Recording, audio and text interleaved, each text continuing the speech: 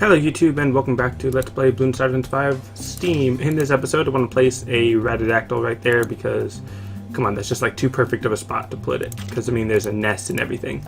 But anyways, I still need a boomerang thrower to have some bit of popping power before the pterodactyl egg, or the Ratadactyl egg, actually appears and whatnot.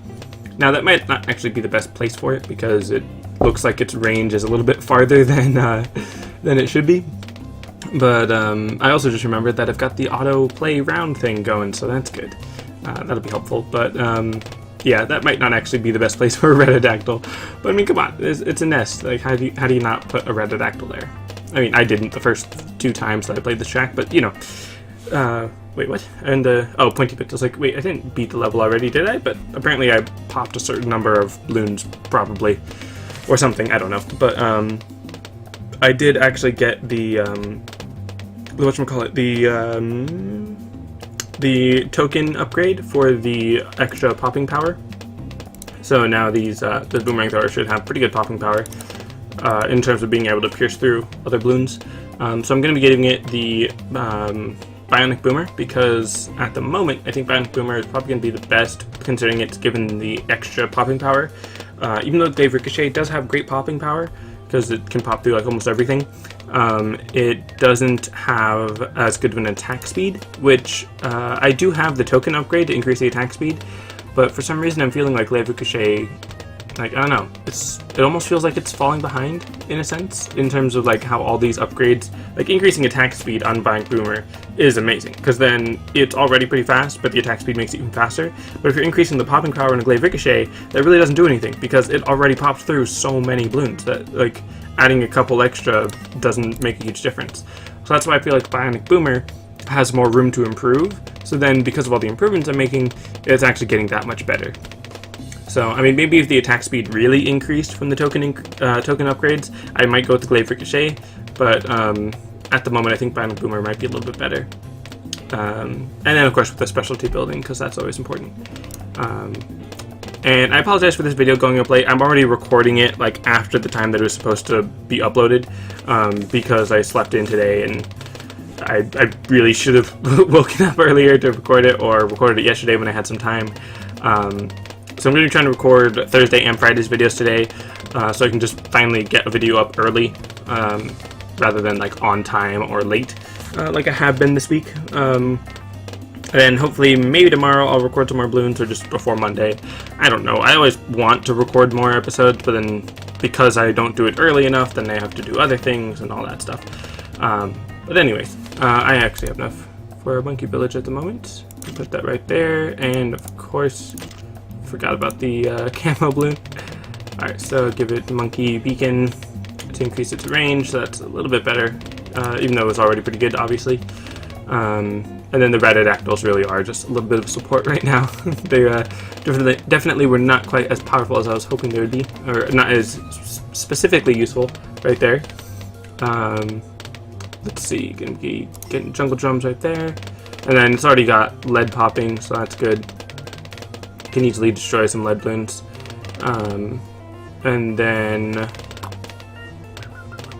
there's going to be the monkey fort thing right there, and then I'll probably be able to get the whatchamacallit, the radar scanner. Well, I'm sorry, I got distracted. Why did I apologize? But I guess I could apologize. But anyways, let's see. Oh, radar scanner is not here yet. So 1, 2, 3, 4, 5, 6, 7, I think was enough. What we deduced last time, probably, because it's like 80 RBE. So if you get like 7 stacks of 10, apparently I still had some extra. So I think like 1 spike is able to pop more than 1 layer or something. At least in some cases, for whatever reason. But anyways, I'm going to be getting the radar scanner right there. And then that's going to be fine. Because now that has camera detection, so don't have to worry about that. So really all I need to worry about right now is Moab popping, which usually isn't that bad. Let's see, how much range is that? Yeah, I was going to think of putting something there, but that wouldn't quite work. And I am actually intentionally not placing things in the water like Buccaneers or subs, because I feel like I use those too much, so let's see. I could place that like right there. That'd be good. Increase to the super wide funnel as soon as I can. Have that take care of the Moab class balloon, and then it's like just barely reaching here, but the actual Moab class balloon has a larger hitbox, so it'll be even easier for it to pop. Plus I get the long range upgrade, and then of course the extra range from the monkey village. And then that's actually also kind of a good place for it, because then it's going to be sucking up balloons and sort of popping them out around here, where the bionic boomer, when it's initially aiming around here, it's kind of hard to see because of all the balloons and stuff, but right on that first turn, when it's aiming right there, the curvature is going to be aiming right towards the balloon chipper, so then it's kind of going to be, you know, all in the same area and whatnot. So I think that's probably a good idea. Maybe? I don't know. Seems like a good idea. But now with just these two towers, they're pretty good on their own. Yeah. I mean, haven't lost any lives yet, and I'm not using any banana farms, so that's good. And then the Radidactyl, of course, is helping, just not as much. So I'm going to get a spike factory right about... I'd rather make it just a safety net, so I don't want to make it put the spikes down at the bottom there. Probably going to go with the left side upgrade because the Moab class balloons are going to be popped by the time they get down there. The sort of like stream of Moabs might be a little bit difficult because of only having one balloon chipper, but I think due to the small like diversion, I guess, or not diversion, a detour right here, where it'll get most of the Moab class balloons when they come in this side, but then as they're going around, it'll give it more time to pop them, and then by the time they go around this way, if any of them do survive that long, then the balloon chipper should be able to pop them again. So I shouldn't actually have too much of a problem with that issue. I'm actually surprised it's not putting them down over here anymore. It's interesting, but let's see. I could probably just save up for the 13,000 first, because I also wanted to get an Arctic Wind to help out the safety net even more. But oh wow, that's actually popping through quite a bit. Interesting.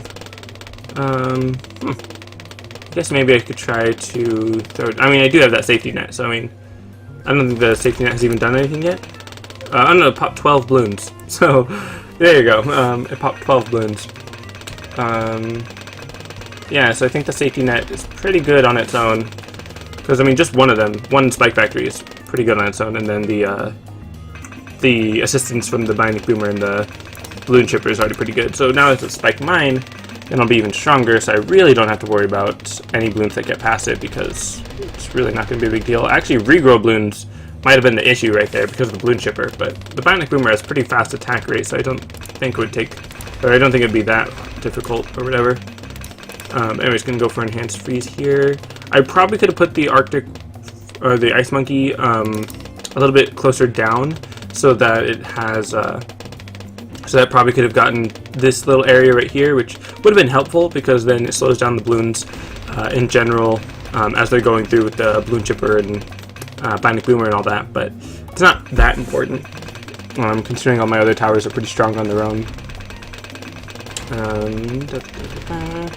Plus, like I said, the ice tower right there is kind of more of a support, just to support the spike factory by slowing down the balloons and actually popping them in an area, or freezing them in an area where the spike mine can actually hurt them more. And okay, so yeah, that does slow down the balloons right there. So any other larger streams shouldn't be as difficult. Even regrow balloons, well, maybe regrow balloons. Well, no, because the regrow balloons are going to be moving slower now because of the ice. So the bionic boomer should have a better chance of popping them. Plus, the Arctic Wind can also pop some balloons. And then if I got Viral Frost, now that would be a pretty good area for Viral Frost, because then I'm barely freezing a small portion of the balloons, and then the Viral Frost will get rid of the rest of it. So that actually is a pretty good area for Viral Frost. Unless you're using, or also because it's near the end of the track and not the beginning of the track, like I sometimes put the Ice Tower. That's another thing, because then it's kind of like putting a Glaive Ricochet right at the beginning of the track. It's not quite as effective as if you're going to put it closer to the end of the track, so that it has more of a stream of balloons to to pierce through, basically. But anyways, I'm actually going to sell the Ratadactyl because the ice balloons, or the frozen balloons, are going to be giving it a bit of trouble. That's within the range, yeah. And then I'm going to going up for the Ring of Fire as soon as I can, which I know that's saying that, oh, the Ratadactyl can't pop through lead, so I might as well put a attack tower that can't pop through lead. Obviously that was a little bit of a flawed logic, but the Ring of Fire right there would just help out any balloons. It's honestly more because I didn't want any balloons to stay frozen and just sort of take up more time. So the Ring of Fire is more just to pop any frozen balloons rather than be a main attack force. Even though obviously it's pretty strong. It can almost, in my opinion, almost rival the Bionic Boomer in terms of effectiveness, just because it has such great AoE and rapid fire that it's just really good. The only problem is that it really struggles against the Moab class balloons and like the ceramic balloons or something. But for most low tier balloons, it can destroy them, especially on a setup like this where it's just got so much of the track around it, or so much of its range covering a portion of track, meaning that the track is, or that the track goes around it and covers in its AoE, so that the balloons have more time, or spend more time actually in the range of the Ring of Fire. But so yeah, here, even though it didn't get all of them the first time through, it had plenty of room to pop the rest of them, and then it's going to be getting popped by that Ring of Fire, I mean the Ice Tower and all that. So here, there's really no reason to use Monkey Intelligence Bureau, because all of these balloons can pop everything, except that the Ice Tower can't pop white and zebra balloons, but it's already got the Ring of Fire right there, and then the Spike Factory right there, so I really don't need Monkey Intelligence Bureau for anything, because of the camo detection. The camo detection as well on everything is pretty good. And then the BFB, or the two BFBs, actually cause a little bit of trouble, but again, they are able to pop through right there at the end. Or the balloon chipper is able to get the Moab class balloons right here near the end. And then even if it didn't, at that point the spiked mine could probably take it, because that's a lot of spiked mines. You might not really be able to tell because they're so packed together, but it's a lot of spiked mines. And I'm pretty sure the balloon chipper is within the range of the Monkey Village. And then let's see.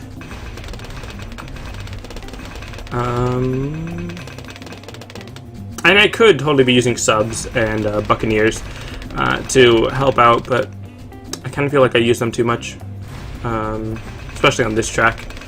But using the Monkey Town will increase the amount of money that I get. I think that's actually the only thing it does. What does it say?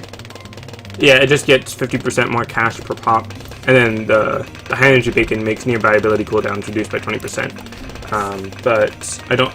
Well, that's true. I could use the Bionic Boomer activated ability, but I don't really feel like using it on that one because it's just a temporary speed increase, which is nice. It's helpful, but it's not really what I'd go for, because I tend to prefer when my attack power or attack speed or just defensive capabilities are consistent, and I don't have to activate things in sort of, I don't know, for me it sort of feels like cheating in a sense, or like I'm using some artificial boost. Like, it's not really my power, but I'm just doing something to sort of increase or add something to my power without actually, like, being the one that has it, I guess. I don't know. It's kind of a weird thing. Like, even when I play Mario games, I tend to not go after all the special, like, mushroom houses and one-up houses to give myself a bunch of lives and upgrades. I'm like, no, I'm just gonna run through and do it on my own. Like, you can beat the game without any upgrades, for the most part. There might be some cases where you might need one at some point, but I can't think of any level where you need an upgrade to beat it. But anyways, I mean, except for like Super Mario Galaxy or something where they give you a transformation that you do actually require to beat the game. But the most side-scrolling ones, I don't think you actually need any upgrades. That's actually an interesting concept. The change between those two, that the 3D ones probably give you the upgrades in the sense that they require you to use them, and then the 2D ones just give it to make your life easier. But anyways, high energy bacon right there. I think I'm going to set it to strongest just to have a little bit of extra anti-Moab, even though the balloon chipper is really great. But obviously it does struggle a little bit. And I'm pretty sure the laser helps it pop through the the layers faster. Because I think if it's just like a blue balloon that's sucked up by the balloon chipper, and then, or maybe like a green balloon, if another tower were to throw a dart, or like a dart monkey were to throw a dart at it, then it would just automatically spit the balloon back out once the dart monkey hit it, rather than just adding that popping to it. Then I think for a Moab, because it's so many layers, it, wow, that's a lot of regrow balloons. That is actually looking pretty dangerous, and I think I'm about to lose, because it's lagging the game a lot. Wow. Do I have time? I don't have time, because the game is going so slow, but wow. That is crazy. That is a lot of regrow balloons. I didn't think it would be that terrible. Wow. That is really surprising to me. I'm going to continue on this one instance because, one, I'm already around 75 and these episodes are late, and I'm just really confused at how they did that. Was it set to strongest or first? I thought it was set to strongest, but alright, I really want to think about this real quick. I'm gonna go with a bomb tower right here. Trying to get it like right in the range. There we go. I'm gonna give it balloon impact to slow down the balloons right there. I really hope this works, but just in case, if I still have enough money, I don't know if I do. Yeah, okay, just one, just in case. Because the balloon impact is going to be helpful to slow down the balloons to give me more time to pop them, and also do a bunch of AoE, but man, that is really surprising that they just tear through that. Because they're multiplying. I'm just going to, wow, I mean, I'm not even sure why they were multiplying so much. I mean, man. Because, I mean, normally I can totally destroy that round. I don't even think about that round. But, maybe the high... Well, no, the high energy bacon would be... Especially on first targeting, it would just pop through whatever's first until it's dead. It wouldn't multiply it, but... That was really surprising.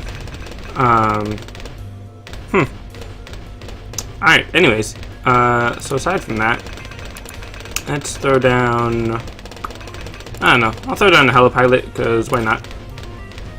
Give it pursuit. So turn it to pursuit. Let's see, downdraft or the razor rotors. I'll go for the razor rotors, and then just go up to whatever that tier 4 is called. Let's see how much more. So I did use a continue. So I didn't. Okay, Apache dart ship. That's what it's called. I didn't exactly like beat this no lives lost or anything like that. I mean, aside from that one round, I did, but it's just, that was really surprising. I didn't expect it to be that tough. And I don't blame the auto send round at all, because if I didn't, or even if it wasn't on, I still wouldn't have known that that round was coming, or that that specific round was going to be such a big difficulty. It was really surprising. Did any of you see that coming at all? Like, did you see that I was struggling with regrow balloons or something like that? Because, I mean, the blue chipper, it kind of struggles with regrow balloons, but I figured, like, the ice tower with the ring of fire combo and bionic boomer and all that, I figured that was going to sort of counteract that to some degree, like, take care of it or whatever. And then the high energy bacon, I figured that would, you know, I don't know, I figured it would do something. But I'm going to use the activate ability just because. Not really a good reason to not use it, but use it again just for the extra popping power, especially because there's some regrow. But now the Apache definitely helps. Now I've got way I was gonna say way too much money, but not too much, because I can just throw down another Apache or something. There. I'll just tell it to pursue right there. Tell it to pursue. Or, I mean, patrol right there, and then give it pursuit afterward. So with 2 Apaches, I mean, that's really just demolishing everything. You know, in conjunction with the rest of my towers, of course. Wow, that's a lot of BFBs. I do not remember these rounds very well. I guess I just haven't played hard in very long. I guess, I don't know. And then the 0MG, just one 0MG should not be a big deal for the balloon chipper.